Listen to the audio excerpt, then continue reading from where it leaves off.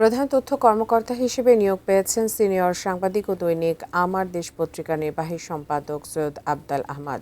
রোববার জনপ্রশাসন মন্ত্রণালয় থেকে এ সংক্রান্ত প্রজ্ঞাপন জারি করা হয়। সরকারের গ্রেড ১ সচিব পদমর্যাদায় তাকে নিয়োগ দেওয়া হয়।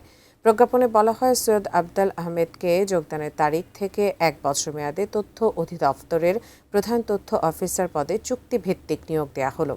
জাতীয় প্রেসক্লাবের দুবারের নির্বাচিত সাধারণ সম্পাদক সৈয়দ আফদাল আহমদ ১৯৯২ থেকে ৯৬ সালের মেয়াদে সাবেক প্রধানমন্ত্রী বেগম খালেদা জিয়ার উপ প্রেস সচিব হিসেবে দায়িত্ব পালন করেন।